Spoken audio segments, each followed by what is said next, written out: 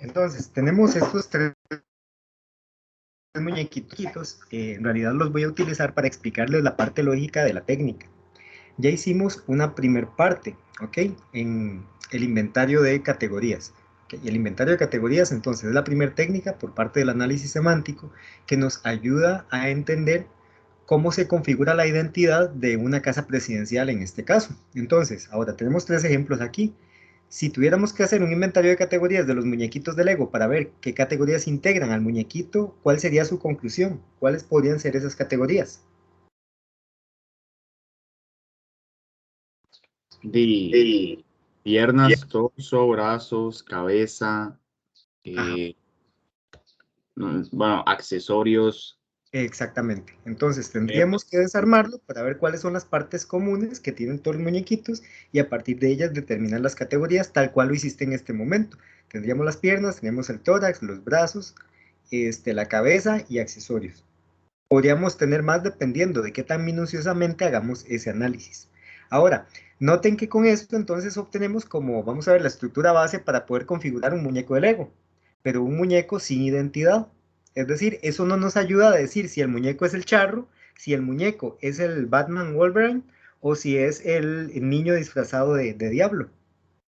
Entonces, el inventario de categorías nos ayuda a entender cuál es la apariencia esperable de un edificio, en este caso la casa presidencial, pero no nos ayuda a decir si la casa presidencial es ostentosa y majestuosa o si la casa presidencial sería algo más bien como sencillo contemporáneo. ¿Comprenden? Esa información está en otro lado, no está en las categorías. ¿Vamos bien hasta acá, chicos? Sí, profe. Sí. Entonces, las categorías por sí mismas no nos ayudan a poner la frase semántica en acción, no nos ayudan a darle esa identidad particular que va a tener la casa presidencial.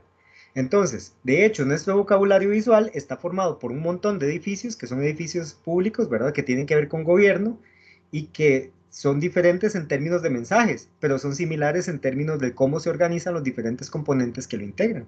Entonces, la mayor parte de sus edificios, por ejemplo, tienen una proporción de 5 cuerpos. ¿Han notado eso? De hecho, ninguno de ustedes mencionó la proporción como parte del inventario de categorías, pero sí tiene una proporción de 5 cuerpos divididos, en donde el central es el más importante. ¿Sí se ubican, chicos? Sí, profe. Sí. Ok. Se ubican quiere decir, ¿sí entienden de qué les estoy hablando? Profe, yo no. Pues no. Ok. No. Entonces, en nuestros edificios, en los que tienen ustedes en su análisis,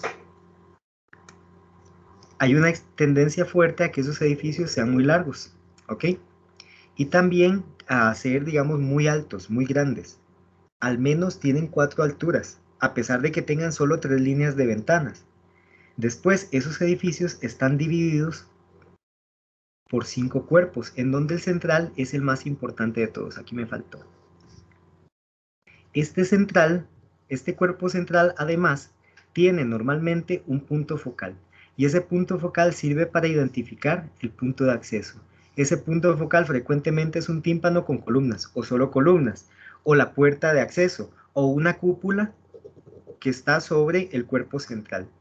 Los cuerpos laterales, que están anexos al central, tienen normalmente una alta profusión rítmica, que pueden ser ventanas, podrían ser balustras o podrían ser columnas. Y los cuerpos laterales pueden ser un poco más altos, pueden ser del mismo tamaño, y también tienen una profusión rítmica de algún elemento, pero generalmente diferenciada de estos de acá. Entonces, si te das cuenta, el edificio está partido en 5 partes, lo cual implica un tratamiento de proporcionalidad. Y en algunos casos, además de eso, las alturas de cada una de esas partes es diferente, precisamente para poder enfatizar la simetría central en el caso de los edificios que son, digamos, más de tendencia antigua. Los que son de tendencia más moderna y asimétrica tienen otra política, ¿ok? Pero en este momento me estoy refiriendo a esto. ¿Sí se ubican, chicos? Sí, ahora sí. Sí, profe. Perfecto, perfecto. Ya les paso de página para limpiar esto. Este, Entonces, a esto me refiero con la proporción que tenemos en los edificios. Esto nos deja ver, por ejemplo, que la proporción es una categoría importante porque nos está diciendo cómo se ordenan los diferentes componentes del edificio en el espacio y también qué relación de tamaño hay entre cada uno de ellos. Esto también nos indica que la simetría en el eje vertical también es importante, que existe y es importante porque se enfatiza, digamos, muy fuertemente. Eso también nos dice entonces que la proporción con respecto a la altura es muy importante. Y en esto, digamos, deben mantener la línea de consistencia. Por ejemplo, en alguno de los trabajos se mencionaba vamos a ver, la monumentalidad, lo cual no puede formar parte del inventario de categorías porque monumental es un mensaje, es más bien de carácter semántico, no sintáctico. Y otra de las características que tenía ese edificio era que tenía doble altura. Ningún edificio de doble altura puede ser monumental, es demasiado chiquitico. Entonces, ahí hay que mantener como la consistencia entre las afirmaciones que uno está haciendo, ¿verdad? Y la información que está recolectando. Si es monumental, esto tiene que ser por lo menos de 4 pisos de altura, porque ya 4 pisos de altura por este largo, sí nos va a dar una proporción probablemente de unos 100 metros de edificio, lo cual empieza así a ser muy grande. Pero si tenemos solamente la mitad, probablemente este edificio, perdón, de la altura, si tenemos solamente doble altura, este edificio de ahí básicamente es como de media cuadra. Y eso hace que ya no sea tan percibido, tan monumental, sino más bien como una miniatura. Eh, Volviendo al tema, entonces, nuestros edificios pues tienen esta misma, los edificios de tendencia antigua, perdón, tienen como esta misma configuración, están partidos en 5 partes, cada una de las partes tienen políticas diferentes de distribución de las categorías que lo integran, pueden tener cambios de altura, pero todos siguen esta misma regla. Más o menos como los muñequitos de Lego se componen de piernas, tórax, cabeza y accesorios. ¿Vamos bien hasta acá, chicos?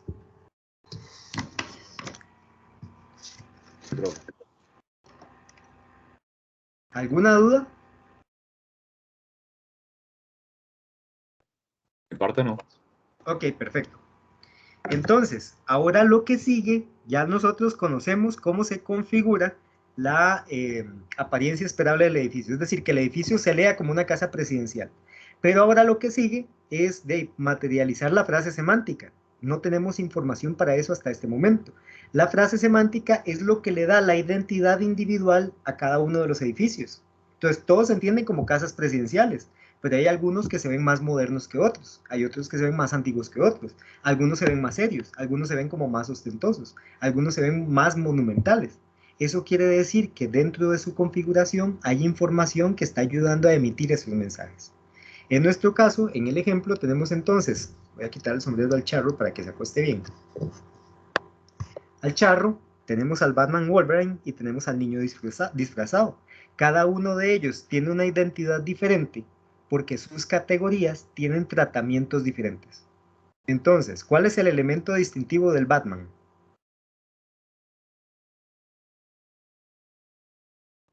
Máscara. La máscara, muy bien. Ahora, para configurar la doble identidad de Batman Wolverine, ¿qué se necesita?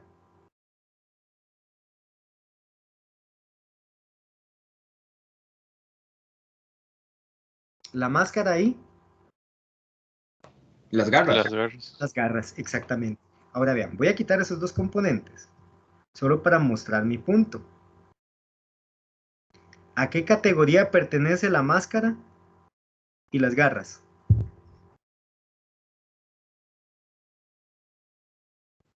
¿A accesorios, supongo? Accesorios, exactamente. Entonces, si notan, no basta con tener la categoría accesorios. Hay que decir cómo son para poder configurar la frase semántica. Es decir, para darle identidad de Batman Wolverine al muñequito. Ahora, esto quiere decir que estos son elementos distintivos, pero no son los únicos, porque yo podría hacer algo como lo siguiente.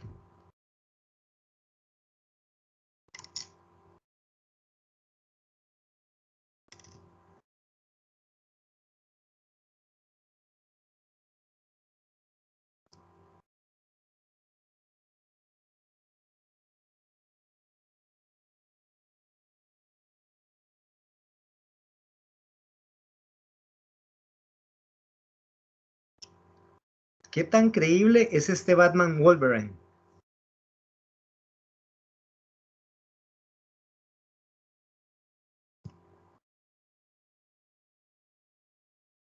¿Se ve como de verdad un muñeco que fue diseñado para ser un Batman o no? Para nada. Definitivamente es un impostor. ¿Qué es lo que hace que sea un impostor?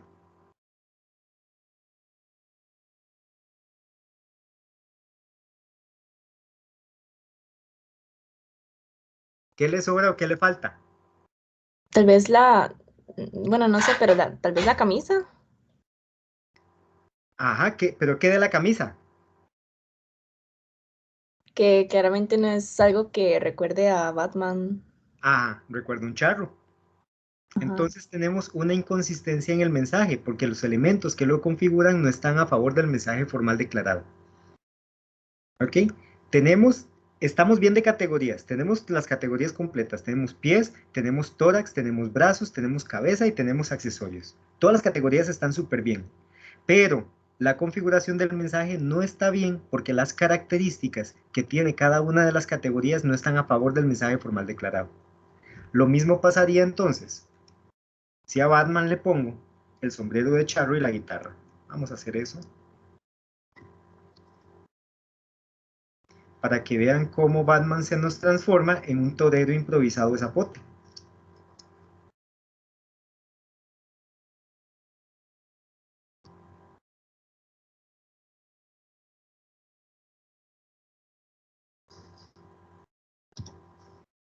Y ahora nuestro valiente Batman es un charro.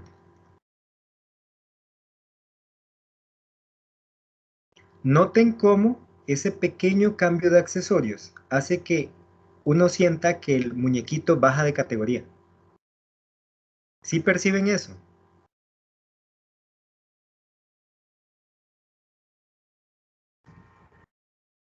Ya no son tan creíbles como lo eran al principio cuando el mensaje formal declarado sí era consistente, cuando cada una de las piezas que integraban al muñeco estaban a favor del mensaje formal declarado.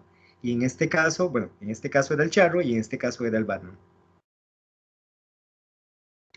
¿Van entendiendo hasta ahí, chicos? Sí, profe. Bueno, de Perfecto. parte sí. Bien, ¿y del resto? Sí, yo también. Ok, perfecto. Levanten la mano si vamos bien.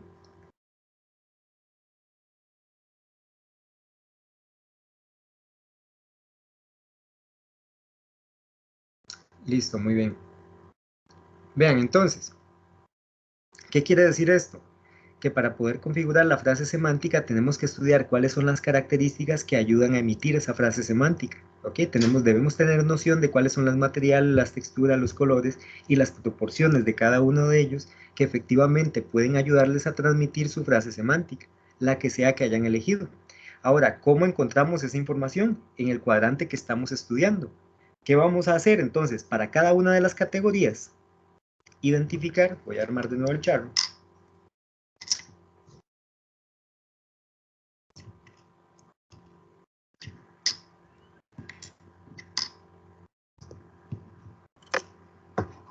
Profe, sí bueno, señorita, es que me acaba de surgir una duda. Si, decime. digamos, si se está agregando la proporción como categoría, ¿no debería agregarse también la escala?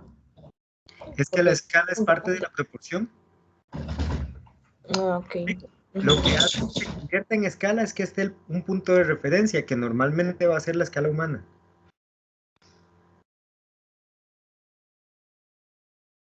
Ok, ok, entiendo. ¿Comprendes? Entonces, digamos, si vos tenés la proporción clara, después lo que queda es decir qué tantas veces cabe un ser humano en la proporción que estás, ¿cómo se llama? Manejando. Y en eso ya tenemos, ya tendríamos una escala.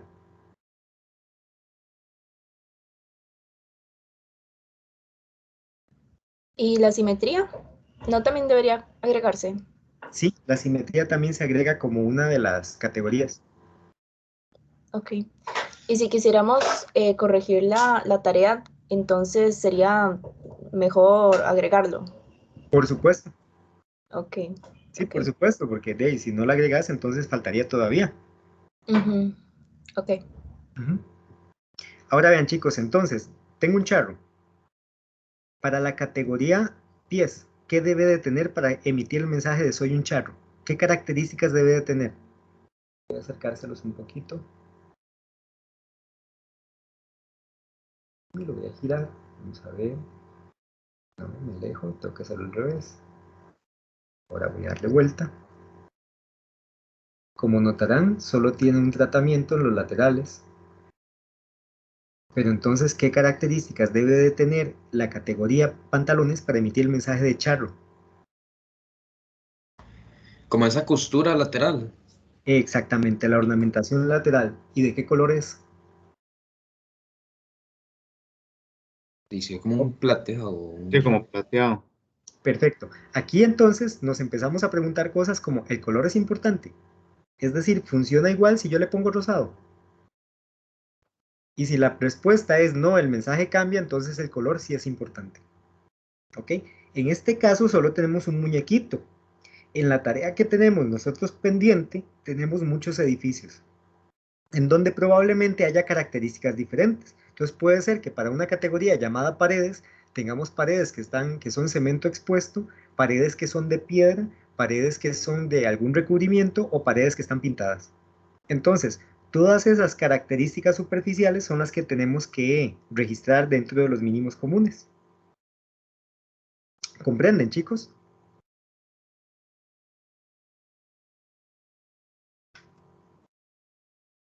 Silencio largo quiere decir que no, ¿verdad?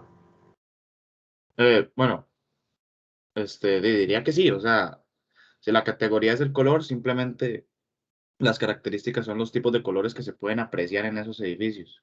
Más bien, devolviéndonos un paso, porque el color no es una categoría nunca.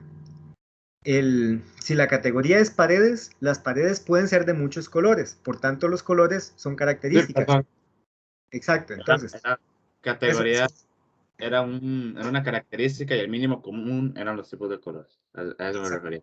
exactamente, los tipos o la cantidad de colores que haya. Ahora, si uno empieza a notar que hay tendencias, es importante también hablar de la, digamos, de la proporción de la tendencia. Por decirte algo, si notas que hay decirte, no sé, 25% de edificios que son amarillos, un 50% que son rojos, un 10% que son grises y un 5% que son negros, entonces esa proporcionalidad es importante porque el que más abunda probablemente transmite más eficientemente el mensaje. ¿Ok? Y los que menos abundan nos ayudan a entender cuáles son las vías para innovar, las brechas de innovación que pueden existir, porque si están siendo utilizados es porque también transmiten el mensaje. Entonces puede ayudarme a tomar decisiones para actuar, digamos, por analogía o para actuar por contraste, generando innovación. Eh, si vemos entonces, por ejemplo, la chaqueta, es que no se ve mucho porque la iluminación no me lo permite, tiene esta textura, ¿verdad? Que imita el bordado que tienen los sacos de los charros, imita también el moño que utilizan como corbata y la hebilla de la faja. Entonces, todos esos elementos empiezan a ser importantes y si tuviéramos más muñequitos charros, probablemente también tendrían el moñito, probablemente también tendrían el bordado, lo cual implica que son categorías. Pero los moñitos probablemente van a ser de diferentes colores, podrían imitar diferentes texturas y podrían ser de diferentes tamaños. Eso implica que color, textura y tamaño son características aparte. Y después para el color yo tendría que decir cuáles son los colores que están presentes. Para texturas, cuáles son las texturas que están presentes. Y para tamaños, cuál es la diversidad de tamaños que hay. Entonces, ¿comprenden la idea, chicos?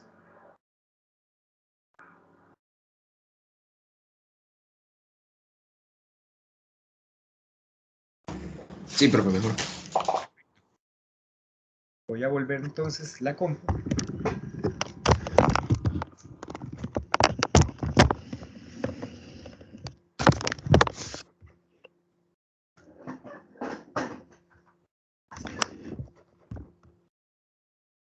Voy a abrir un Jamboard. Un segundito, por favor.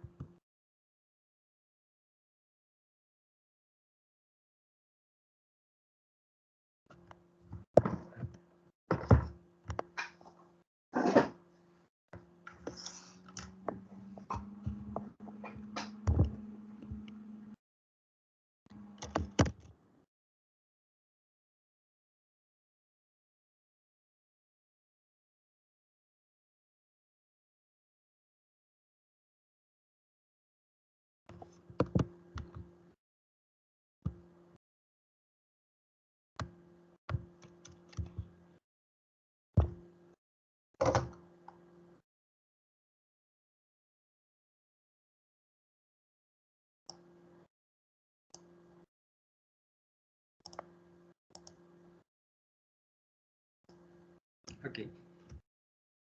Hace a través del chat del Teams.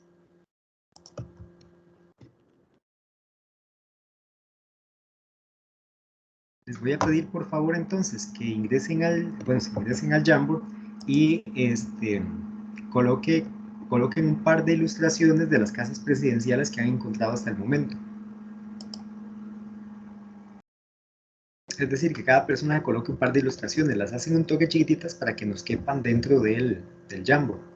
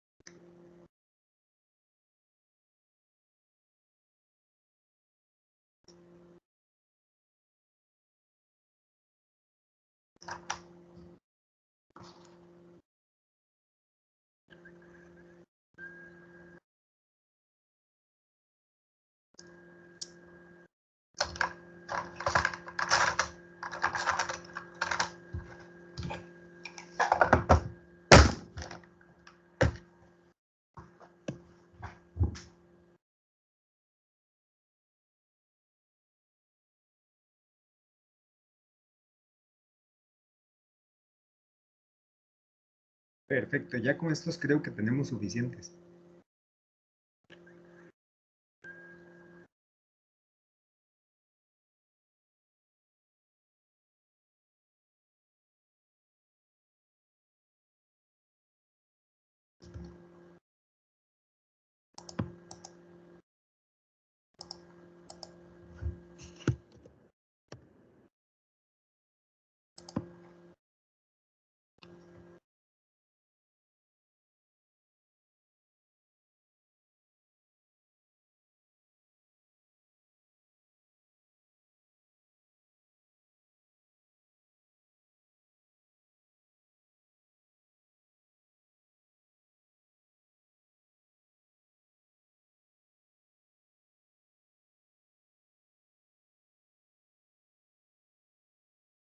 Ok, chicos, vean.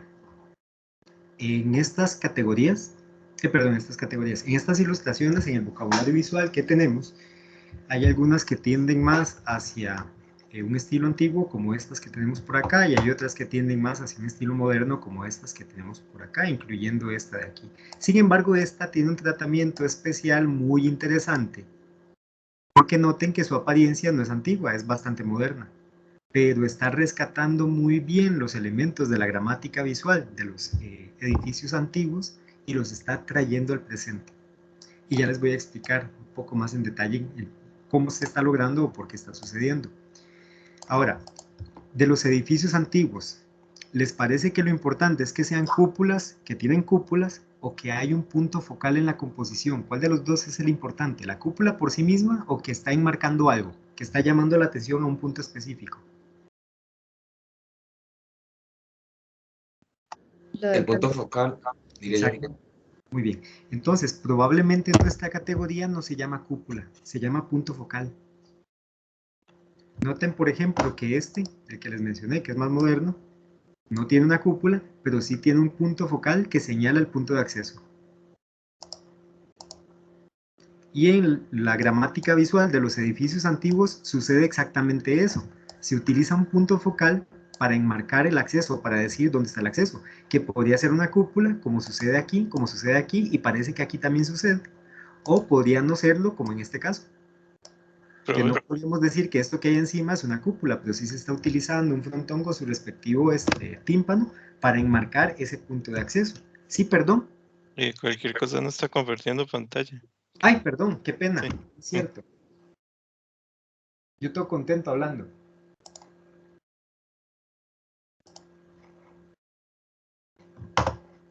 Listo, entonces me devuelvo. Ahora sí la ven. Sí, ya. Perfecto, vean. Les decía, entonces, en estos tres ejemplos que tenemos del lado derecho, sí se utiliza una cúpula. De hecho, aquí se utiliza un frontón. Un frontón con una cúpula aparece en la parte posterior, lo cual me parece un poco extraño, me parece demasiado esfuerzo. Listo. Desde el punto de vista constructivo, para que se vea tan poquito. Mientras tanto, en este otro ejemplo, que es el más moderno, no se está utilizando una cúpula, pero sí está este soporte que parece que es para la bandera, ¿verdad? Que también funciona como un punto focal. Entonces, podemos tener una categoría que se llama punto focal. Voy a correr las ilustraciones de este lado para poder desarrollar del otro los mínimos comunes. Ah, no me va a caber. Ok, no importa, vamos a desarrollar entonces solamente la cúpula. Entonces voy a poner un papelito acá con la categoría que se va a llamar cúpula, perdón, punto focal.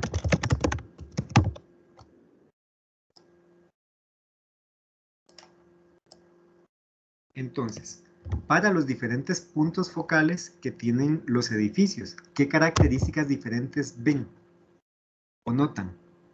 Las características pueden ser cosas como el tamaño, como el color, como la materialidad, como si tienen o no tienen texturas, es decir, todo aquello que los diferencia se convierte en una característica. Entonces, por favor, vayan añadiendo papelitos aquí a la par, post-its, con las características que van determinando.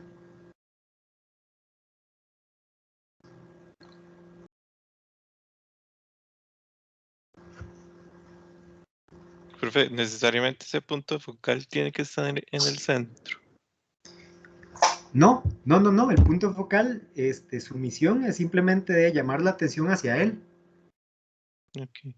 Ok, está claramente, digamos, muy relacionado en el estilo antiguo con el centro, porque son muy simétricos, pero no necesariamente pasa eso.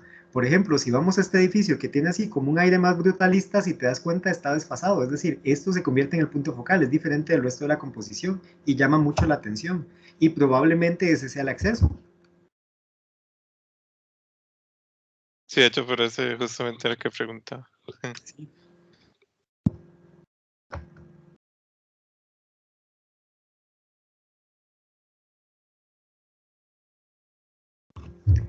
Ahí, digamos, vamos a ver, cuando tenemos una mezcla de, ¿cómo se llama?, de imágenes con estilos diferentes, sobre todo cuando hay temporalidad diferente, pues hay que tratar cada una de ellas también de manera diferente, porque fijo van a cambiar las políticas de composición.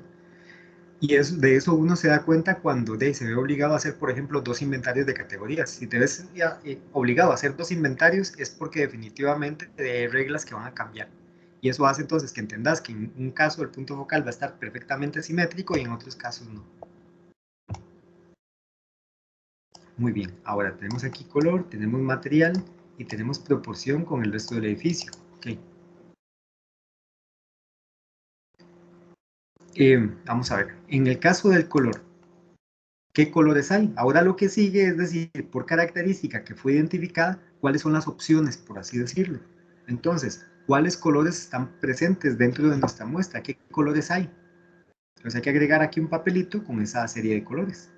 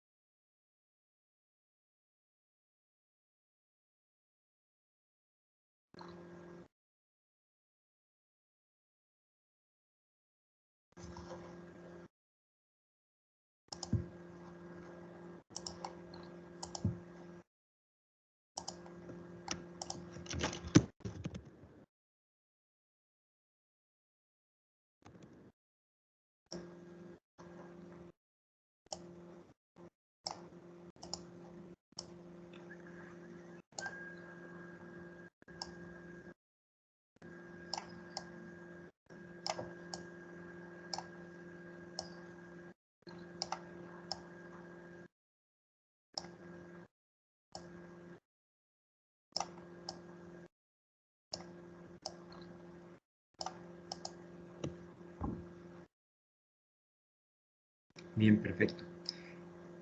Ok, ahora, en la muestra que tenemos, ¿existe alguna tendencia que sea más fuerte que otra? Es decir, ¿existe un color que sea mucho más representativo que los otros?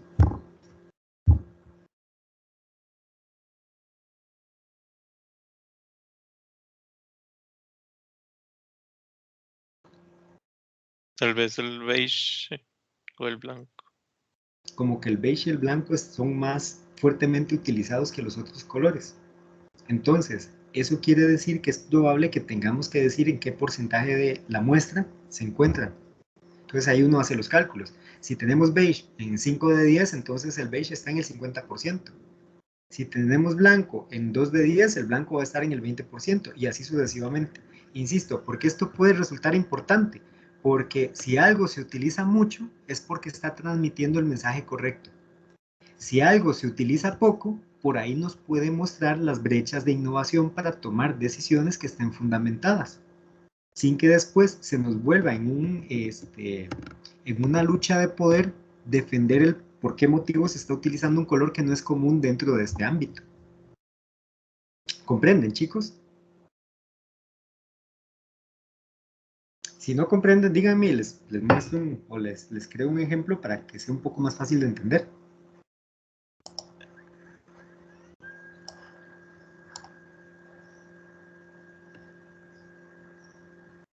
De mi parte todo bien, profe, pero tal vez podemos ver el ejemplo también. Listo, ok, muy bien, vean.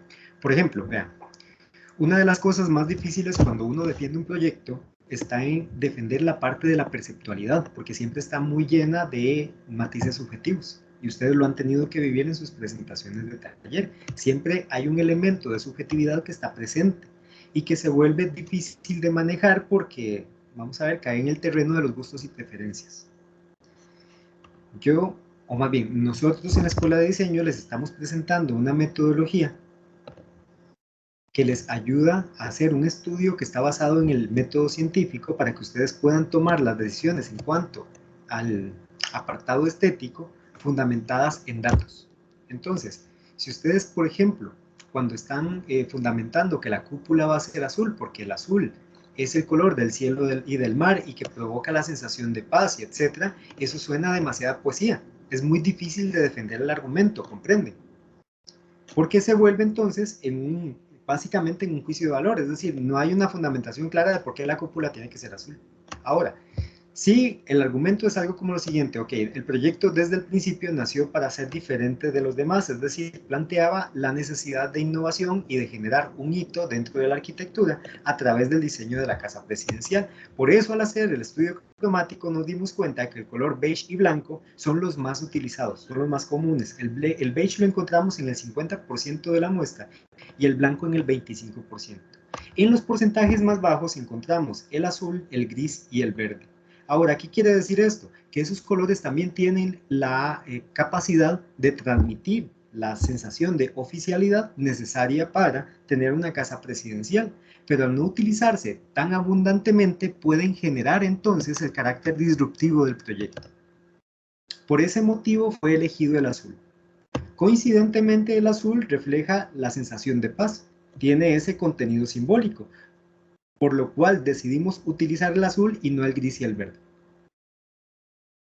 Entonces, ¿cuál de los dos argumentos le suena como más serio y más de verdad que la persona lo pensó, lo analizó, llegó a conclusiones?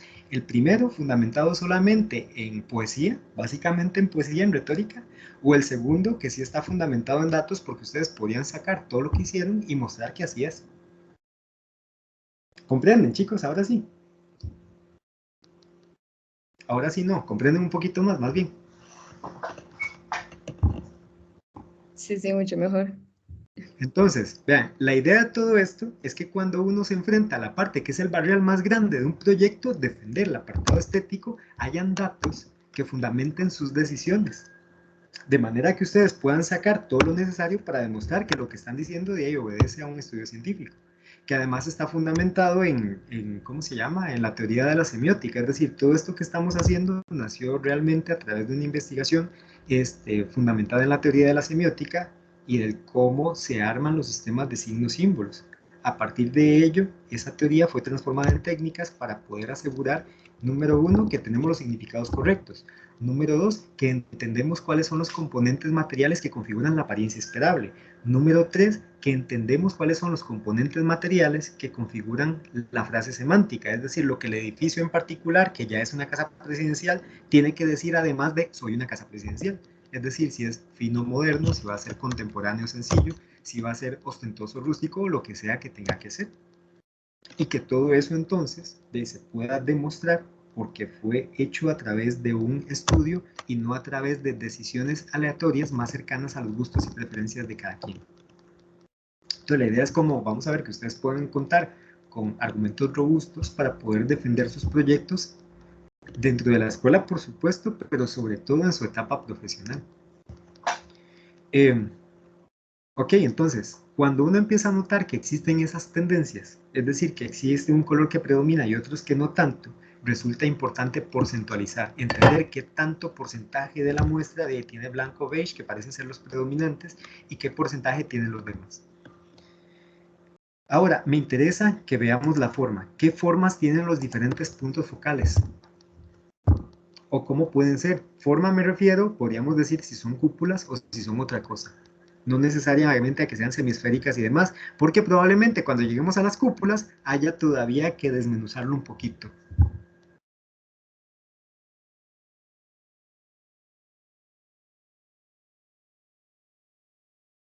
Entonces, en términos de puntos focales, ¿qué formas se encuentran?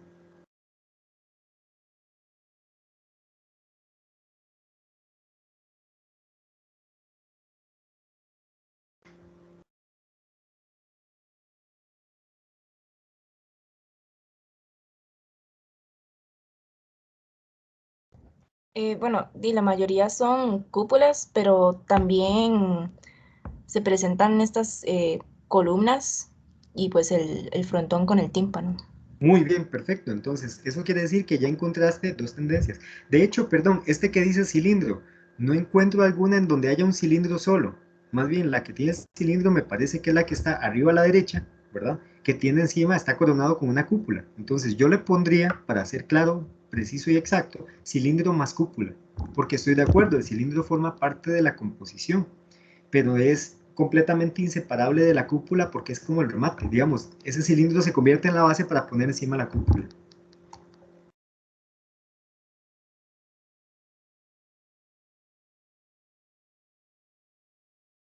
Nos haría falta agregar entonces el tímpano, o lo que podríamos llamar de hecho de un solo como un frontón griego.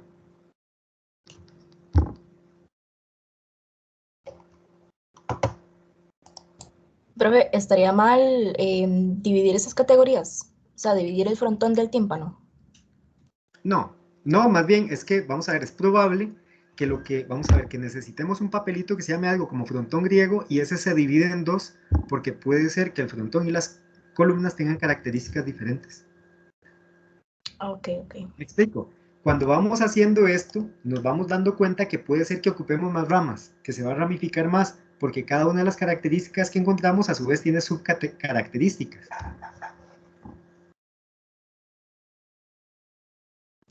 Sí, entiendo. Ok. Uh-huh. Sí, y de eso te vas dando cuenta en el camino. Entonces ya llegas al momento donde decís, no, es que las columnas tienen, ¿cómo se llaman estas cosas? Las estrías, pero el frontón lo que tiene es más bien una escultura, un bajo relieve. Y son irreconciliables, entonces eso quiere decir que se tratan por aparte.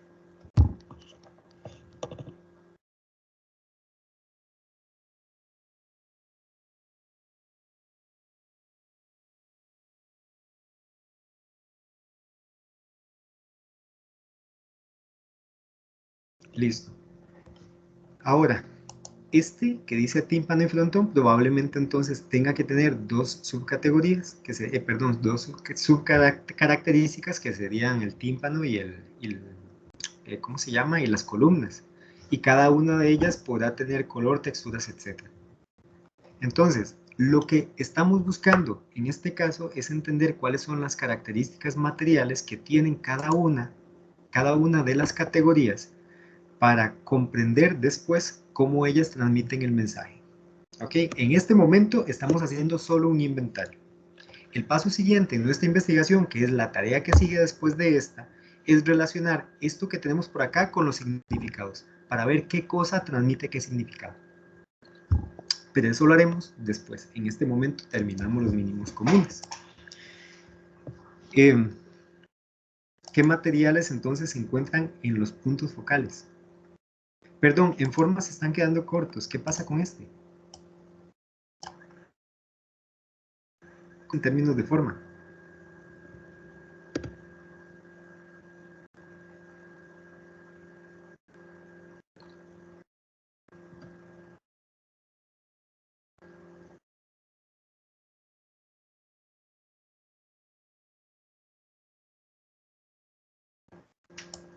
Profe, eso se puede tomar como un tipo pirámide, no sé.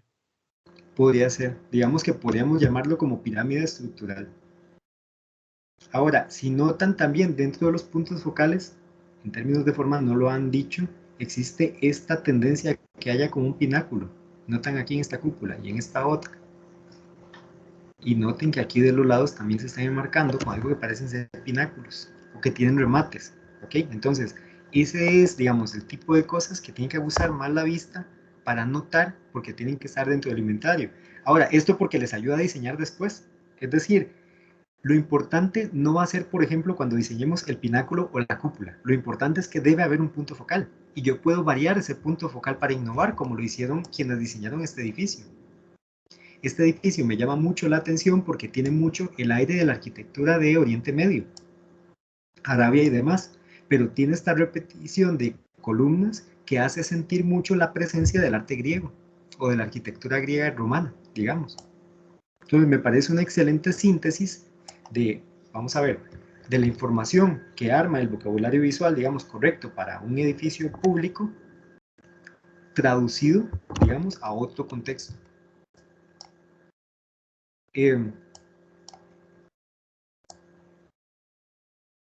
a hacer el chiquitico de nuevo, vamos por acá. Entonces, esto todavía no está completo y hay que verlo con mayor detenimiento. Y cuando ustedes diseñen, lo importante no va a ser que tengan estas formas, sino que cumplan más o menos las mismas funciones, pero de eso nos vamos a encargar cuando lleguemos a la parte de diseño.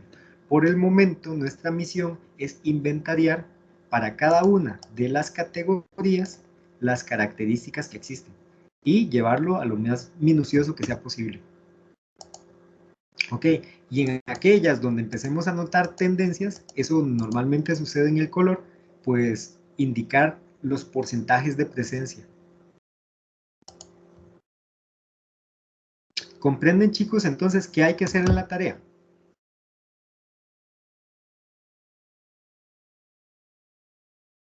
Sí, entonces es como un análisis mucho más minucioso, digamos. Exacto, exacto. Mm. Y si se dan cuenta, no es un análisis intelectual como el que hicimos con los significados, en donde sí hay, digamos, que hay que hacer un aporte para buscar los significados, comprenderlos, negociarlos, plantearlos, etcétera. Sino que aquí es como muy directo, es registrar lo que hay. Ok, no hay mucho que pensar al respecto de ella, hay columnas, punto. Digamos, hay punto focal y los puntos focales son columnas, son frontones, son pináculos, son estos, son aquello. Y tienen tales colores. Entonces, es algo que se puede verificar más fácilmente a través de la observación respecto de lo que pasa con los significados, que sí es algo que se tiene que crear, tienen que traducirse y crearse intelectualmente. Entonces, esta tarea es un poco más sencilla, precisamente por eso, porque solamente estamos generando un inventario. ¿Qué vamos a tener al final? Pues una paleta de opciones para cada categoría que nos sirve después para tomar decisiones de diseño, para saber cómo configurar nuestra propia casa presidencial. Y a partir de ese catálogo, entonces vamos a utilizar solo aquellas características que ayuden a transmitir la frase semántica correcta, la que ustedes eligieron. ¿Ok? Chicos, ¿dudas?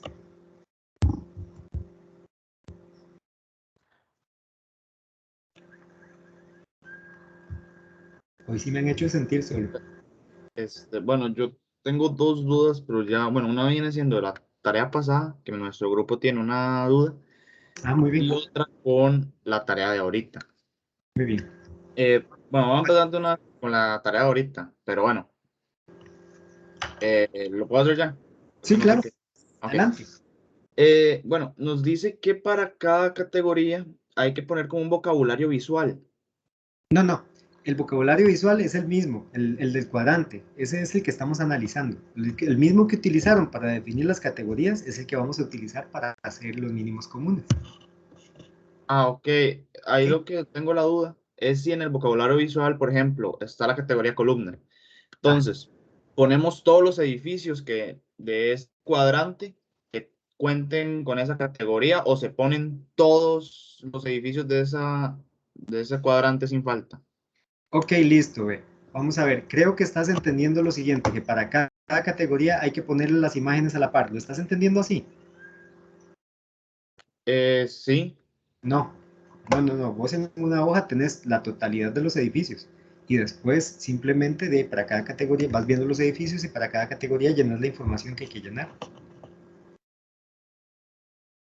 ¿Me explico? Déjame ver si encuentro un informe para mostrarte. Dame un segundito.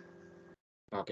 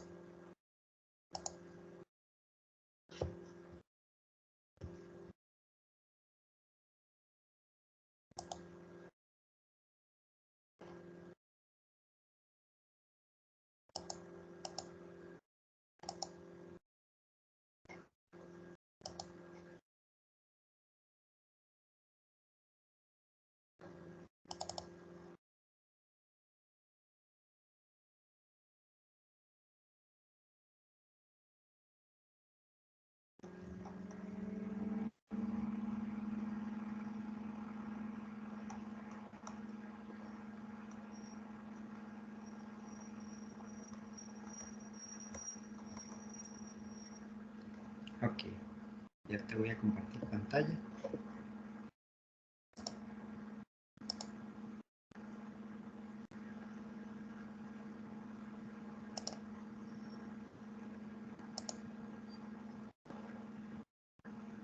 Ok, ¿ya la ves? Sí, profe, pero eso dice técnicas de análisis. ¿Esa no es la tarea pasada? No, estoy seguro de que te estoy mostrando la correcta. Lo que pasa es que Oh, este es un trabajo del año pasado y por supuesto que hay cambios de año con año. ¿Ok? Ve, esto que tenemos al frente es el cuadrante que ellos eligieron. Aquí tenemos vertical, sencillo. ¿Ok? Y estos son los integrantes de su vocabulario visual. De aquí sacaron entonces las categorías en primera instancia. El año pasado trabajaron con la Basílica de Nuestra Señora de los Ángeles, por eso estos ejemplos que tenemos por acá son iglesias. Entonces aquí tenemos la parte del inventario de categorías y aquí viene, ahora sí, la parte de los mínimos comunes. Entonces aquí tengo esta categoría que se llama accesos. Los accesos, vamos a ver, tienen forma, pero ellos encontraron que el 100% tiene forma rectangular, es decir, no habían redondos, no habían arqueados, sino que todos eran rectangulares. Tenemos también un asunto de escala. Ahora, lo llamaron escala porque encontraron dos posibilidades de escala.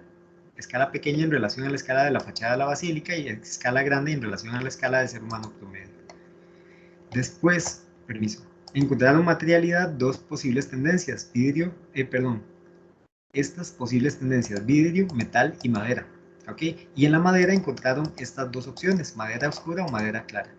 En cantidad de accesos en la fachada, encontraron que el 30% tiene 3 accesos, una tiene un 40% tiene un solo acceso, y déjame quitar la barra de navegación, y dos tienen un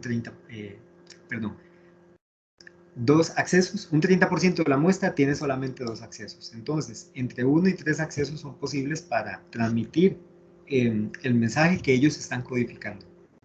¿Ok? Entonces, se trata de que vos ves las imágenes en tu vocabulario visual y vas resolviendo cada una de las categorías. No necesariamente que tenés que repetir las imágenes cada vez que vas ¿cómo se llama? A colocar la categoría. Queda un poco. entonces, ¿qué sería lo adecuado de poner entonces cuando nos pide vocabulario visual seleccionado? Ahí solamente, digamos, agarro el dibujo que se hizo en la tarea pasada. Suave, lo que estoy entendiendo es que no tenés clara la noción de vocabulario visual. ¿Podrías decirme qué es el vocabulario visual según la presentación de análisis perceptual?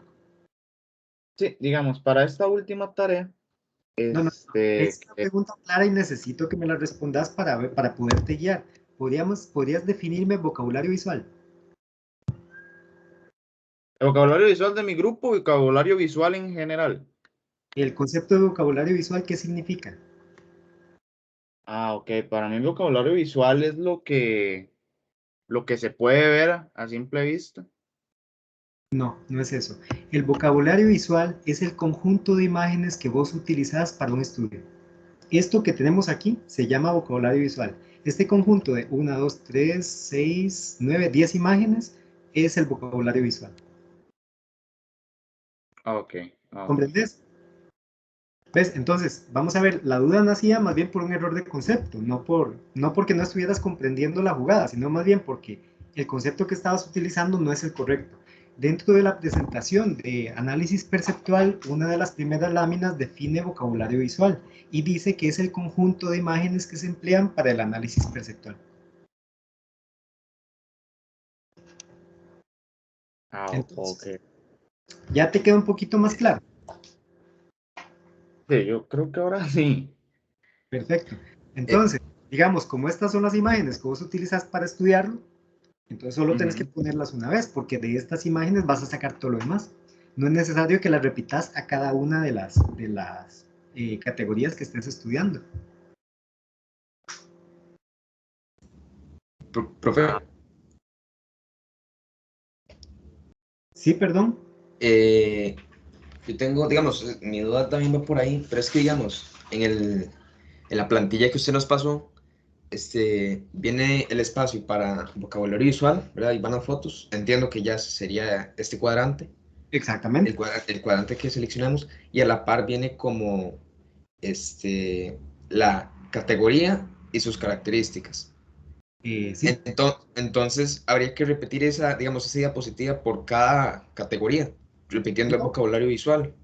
No. Y recuerden en todo momento que el objetivo de la plantilla es ayudarlos a ordenar la información. En ningún momento ha sido solicitado que tienen que imitarla exactamente igual. Ah, ok. Entonces no es necesario replicar la plantilla exactamente. No. La plantilla, el objetivo de la plantilla es ayudarles a organizar la información de manera tal que se les facilite el análisis. Pero no necesariamente lo que ustedes presentan tiene que ser exactamente igual a la plantilla. Lo que tiene que suceder es que la información sea la correcta. Listo, sí. Es que también tenía la duda de que, digamos, justo en esa diapositiva, por decirlo así, de esa plantilla, venían 2 espacios para características por categoría. Entonces, teníamos la duda si eran necesarios esos 12, pero ya entendí que solo una.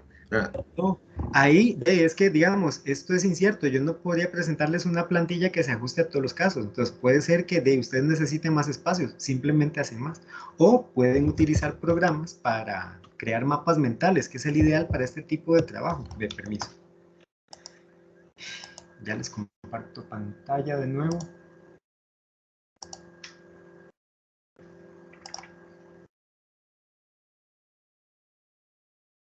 Es esta, sí. Porque en otras ocasiones me parece que yo les he recomendado utilizar el MindMap.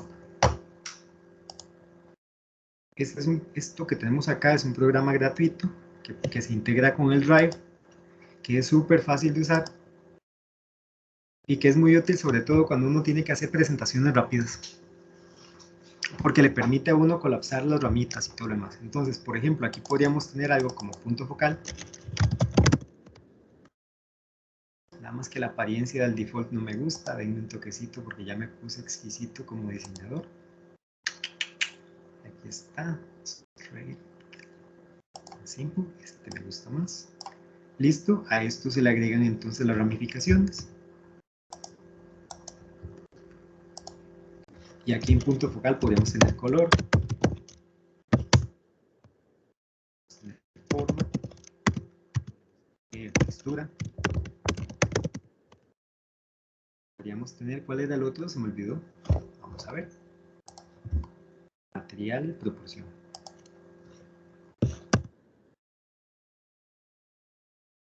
Y para cada uno de ellos color, entonces ahora inserto el blanco.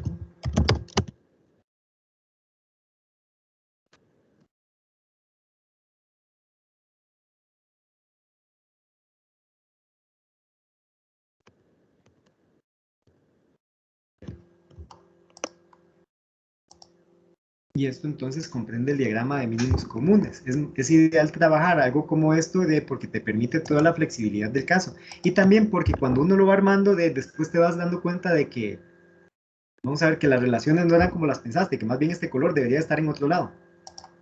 Y entonces uno puede agarrar una rama completa y llevársela donde tenga que estar. Por ejemplo, color, yo puedo agarrarlo acá, ponerlo anexado aquí y se traslada todo de una vez. Entonces facilita mucho la construcción de este tipo de diagrama. ¿Ok? Y también les da la opción de personalizar, es decir, si este color no les gusta, por aquí pueden, yo creo que es en el Styles y aquí, cambiarle el color al nodo y todo bien, igual que el texto. Y hasta les permite, si no me equivoco, View, aquí está el personalizar, por niveles. Entonces, por ejemplo, yo podría tener ¿cómo se llama? El nodo raíz, y después en este segundo nivel enmarcar todos los que son, digamos, las características principales y declararlas, qué sé yo, background, digamos que son anaranjadas. Ok, entonces aquí quedan ya codificadas las principales y así sucesivamente por cada nivel que se va abriendo. Yo les recomendaría hacerlo a través de un programa como este porque les va a facilitar mucho la vida. Y esto lo pueden exportar después. File, export, descargar como un PDF e integrarlo en cualquier, cargar como una imagen, como pueden ver por acá.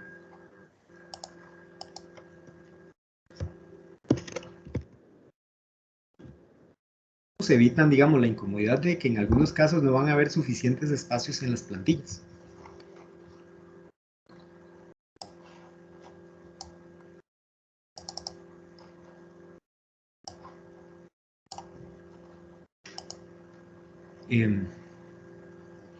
Está Profe, claro, ¿quién me puede ver, Elías? ¿podría enseñar un toque? ¿Cómo fue que, o sea, en qué parte del Drive se metió para abrir esta aplicación? Listo. Para Ve, tomarlo en primero, ya te explico. Ve, primero hay que integrarla. Entonces, tenés que irte al MindMap. Aquí está. Mentiras, este es mi doc, nada que ver. Aquí está. A la página principal de MindMap. Y es por acá, en algún lugar donde se hace la integración.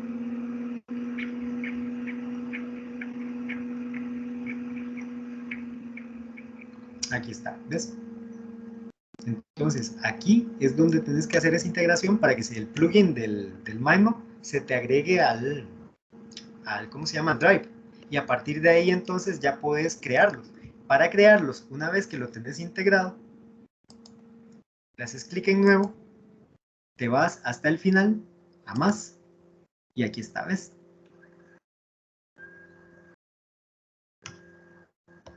listo. Está bien, profe, muchas gracias. Con mucho gusto.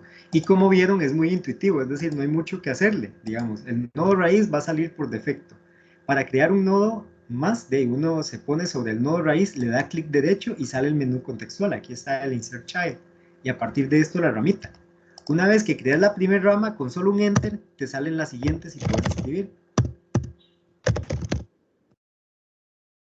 Y si necesitas mover las ramas, simplemente la agarras, la arrastras y la pones sobre la rama donde tiene que ser de ahí una extensión y se va a acomodar con todo lo que venga, con todo lo que tenga atrás.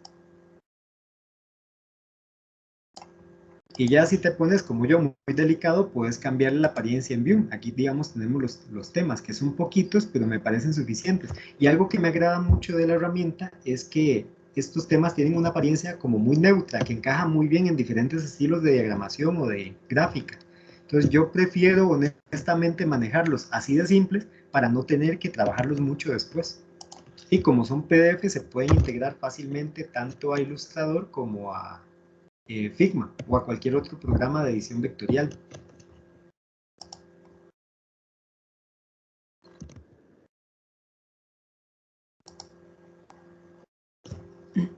¿Más dudas, chicos?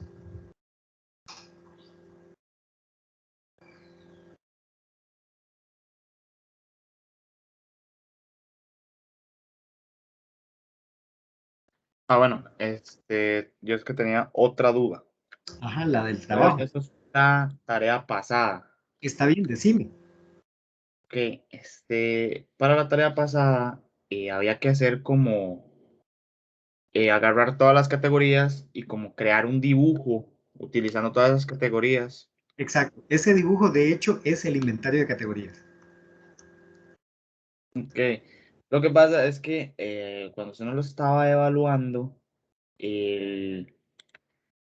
nos salió una nota como de que parecía solamente un collage, pero la nota no dejaba leer más, entonces no podíamos como saber qué más decía. Ok, dame un segundito. Somos bueno, déjame que le confirmo, creo que somos el grupo 3. Ajá. Mientras yo voy buscando la carpeta. 2021. Sí, es el 3. Grupo 3. Inventario de categorías, grupo 3.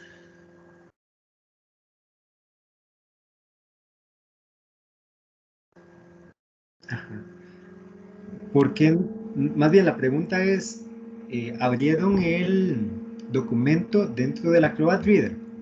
¿O lo vieron solamente descargado en el browser? Yo lo estoy viendo desde Google ahorita, sí, no lo descargué. Ah, listo. Probablemente es por eso. En algunos casos Google no presenta las notas completas, sino que por un asunto de que así es, por default te va a presentar solamente las primeras líneas. Si vos lo descargas por completo, voy a compartir pantalla, permíteme un segundo. Si lo descargas y lo abrís en el Reader, entonces se te va a abrir también a la par la, ¿cómo se llama? La barra que muestra las notas. Y aquí está el texto completo. Ahora ve, el comentario en el caso de ustedes es que las categorías a mí me parece que están bien, pero por ejemplo en el vocabulario visual, ¿dónde hay un frontón que cubra los tres cuerpos principales del edificio? No hay alguno que sea tan grande, más bien es chiquitico y está centrado.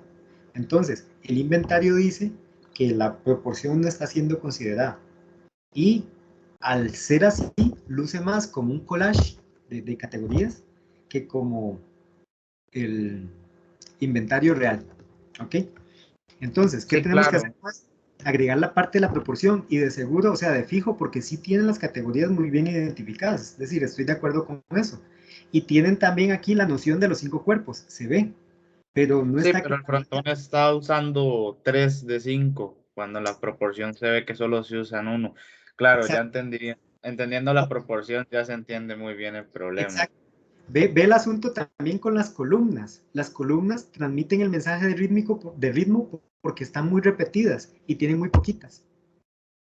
También en Ok. su vocabulario visual, las ventanas abundan y también generan el ritmo. Y las ventanas sirven de punto de referencia para poder entender cuántos cuerpos de altura tiene el edificio. Que la normalidad, según he visto en el vocabulario visual que ustedes tienen, es de 4 cuerpos. ¿Ok? Ok, sí, ya entendías. Perfecto. Vean chicos, por cierto, digamos como realimentación en ese sentido de la altura. Sus edificios, cuando nosotros vemos, digamos, la cantidad de pisos que tiene, siempre hay como 2 filas de ventanas en el cuerpo del edificio. De eso uno puede concluir algo como que tiene 2 cuerpos de altura.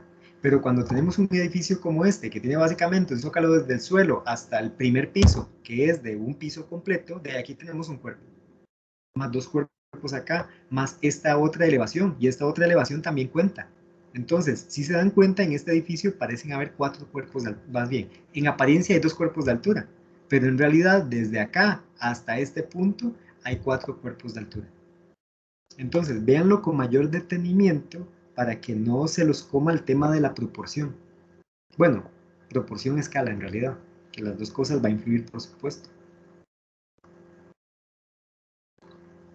Entonces, lo que necesitamos en el caso de ustedes es que ajusten la proporción porque las categorías están correctas, pero su inventario de categorías no tiene pertenencia con estos edificios, no parece parte de este conjunto, porque la proporción está fallando, a pesar de que las categorías están bien. Entonces, vean lo importante que es el tema de la proporción, porque sí ayuda a transmitir el mensaje de soy un edificio de gobierno. De hecho, permiso, me llama la atención porque desde el primer vistazo me pareció más como una iglesia.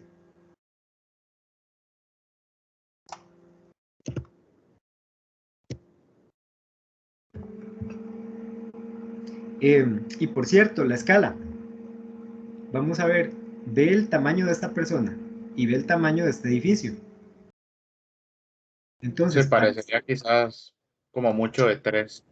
muy chiquitico, está muy pequeño, porque si te das cuenta, tendríamos hasta aquí el primer cuerpo. Y probablemente hasta el tímpano el segundo. Y de aquí para arriba parece haber casi el tercero, pero casi. Y todavía nos faltaría mucha extensión horizontal para que sea grande como un edificio de gobierno. Entonces aquí sí hay que trabajar un poco más la escala para que este ser humano sea más chiquitico y el edificio sí empiece a ser como apabullante. Ahora recuerden que nosotros estamos trabajando con, ¿cómo se llama? Con un edificio ideal, entonces no importa de qué tamaño sea, si tiene que transmitir monumental y el edificio ocupa 2 cuadras, si ustedes o su investigación lo define así, lo hacemos de 2 cuadras. Ok, ya ¿Ok? entendí todo. Ok, perfecto. Muchas gracias. Ya me Con lo mucho aclaro. gusto de servirte.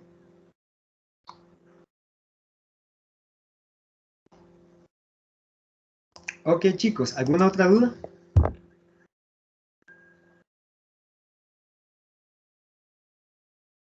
Todo parece indicar que no, entonces si no tienen dudas, creo que podemos dar por finalizada la sesión de hoy. Ahorita les descargo el video, voy a dejar de grabar